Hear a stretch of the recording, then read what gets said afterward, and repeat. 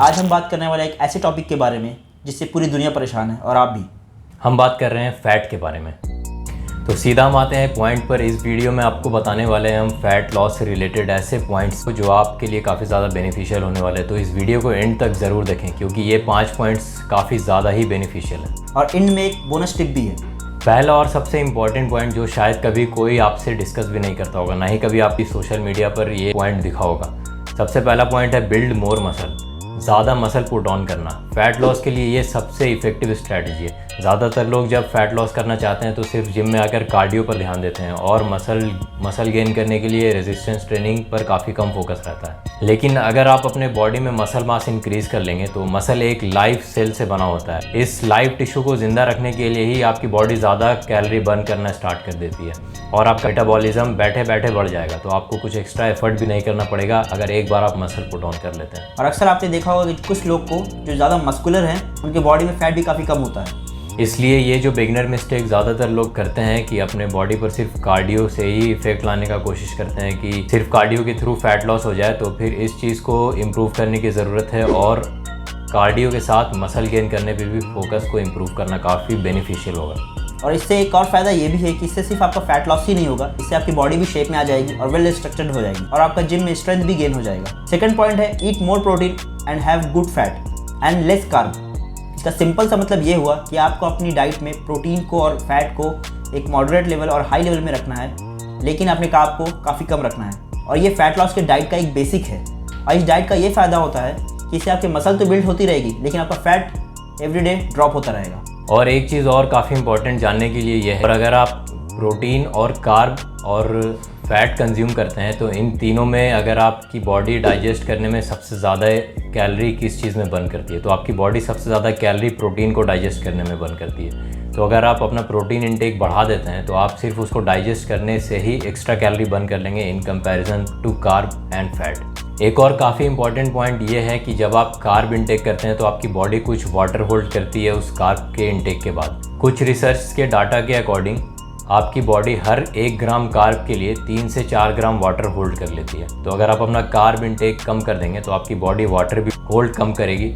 और ज़्यादातर लोग जो अपने बेली फैट से परेशान होते हैं उन्हें ये पता नहीं होता है कि उसमें से ज़्यादातर वाटर वेट होता है जो सब क्यूटिनसली होल्ड होता है। और अगर आप कार्बोहाइड्रेट इंटेक कर भी रहे हैं तो आप ज़्यादा कोशिश करें कि उसमें फाइबर्स काफ़ी हाई हो, जैसे कि स्वीट पोटैटो या फिर आप सैलड को भी ऐड कर सकते हैं।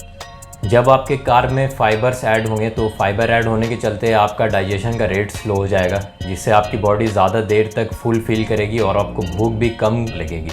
और कार्ब्स में एक चीज़ पर और ध्यान देना पड़ेगा कि उस कार्ब का ग्लाइसेमिक इंडेक्स कम हो। ग्लाइसेमिक इंडेक्स उस चीज़ को कहते हैं कि जब आप किसी कार्ब को या किसी भी फूड को कंज्यूम करते हैं तो आपके ब्लड शुगर लेवल को किस रेट से बढ़ाता है। कुछ ऐसे फूड सोर्स होते हैं जो आपके ब्लड शुगर को काफ़ी आसानी से राइज़ कर देते हैं, जैसे कि शुगर या फिर प्रोसेस्ड फूड्स और ड्रिंक्स। और कुछ ऐसे सोर्सेज होते हैं जिससे ब्लड शुगर काफ़ी कम रेट से इंक्रीज़ होता है, जिसमें फाइब्रस कार्बोहाइड्रेट के सोर्स हैं। और अब हम बात करते हैं कि आपको किस चीज़ को अवॉइड करना है। सबसे पहले आपको प्रोसेस्ड फूड को अवॉइड करना है, जैसे कि फ्राइड फूड, सीड ऑयल, मैदा, शुगर। इन सारी चीज़ों को आपको कम से कम लेना है, लेकिन कोशिश ज़्यादा ये रहनी चाहिए कि आप इस चीज़ को यूज़ ही ना करें। इन सारे फूड सोर्सेज को लेने के बाद यही होता है कि आपकी बॉडी का ब्लड शुगर लेवल या तो अचानक से काफ़ी राइज हो जाएगा, या फिर अगर आप फैटी फूड लेते हैं तो उसमें ज़्यादातर ट्रांस फैट रहता है। ट्रांस फैट आप सिंपल सा ये जान लीजिए कि फ़ैट का सबसे वर्स्ट फॉर्म है जो आप ले सकते हैं। ज़्यादातर प्रोसेस्ड फूड में सीड ऑयल का यूज़ किया जाता है, जिसमें किसी फैट सोर्स को अगर दोबारा से आप फ्राई करेंगे तो उससे ट्रांस फैट प्रोड्यूस हो जाता है और यही ट्रांस फैट रिस्पॉन्सिबल है ज़्यादातर फैट से रिलेटेड डिजीज़ के लिए। तो हर हाल में इसे जितना भी कम कर सकते हैं उतना कम करें। 5वां पॉइंट है कंसिस्टेंट ट्रेनिंग। कंसिस्टेंट ट्रेनिंग काफ़ी इंपॉर्टेंट है और काफ़ी इंपॉर्टेंट रोल प्ले करती है फैट लॉस में या फिर मसल बिल्डिंग में भी। तो ट्रेनिंग में आप दोनों फॉर्म को मिक्स करके ट्रेनिंग करें, जैसे कि जिसमें कि कार्डियो और रेसिस्टेंस ट्रेनिंग भी इंक्लूड हो। सिर्फ कार्डियो के पीछे ना जाएं। सिर्फ कार्डियो करने से अच्छा है कि आप रेसिस्टेंस ट्रेनिंग को भी इसके साथ इंक्लूड करें और दोनों को कंबाइन करके वर्कआउट करें, तो ज़्यादा अच्छा रिजल्ट और जल्दी रिजल्ट मिलेगा आपको। और अब हम बात करेंगे उस बोनस पॉइंट के बारे में जिसे हमने आपको वीडियो के स्टार्टिंग में प्रॉमिस किया था। लास्ट और काफ़ी इंपॉर्टेंट पॉइंट है फास्टिंग या फिर इंटरमिटेंट फास्टिंग। दोनों में से कोई भी जो आप इजीली फॉलो कर सकते हैं वो कर सकते हैं। इंटरमिटेंट फास्टिंग का मतलब सिर्फ यही हो गया कि आप 14 आवर्स का फास्ट आफ्टर वेकिंग अप उसे कंबाइन करके कर ले। जैसे कि आपने लास्ट मील ली है रात में 10 बजे और अपनी नेक्स्ट मील आप सुबह में अगर 9 बजे लेते हैं तो उसे 1-2 घंटे डिले करके 12 बजे के आसपास लें। इससे आपकी बॉडी थोड़ी एक्सटेंडेड फास्टेड स्टेट में चली जाएगी। इसे ही फॉरेनर्स इंटरमिटेंट फास्टिंग कहते हैं।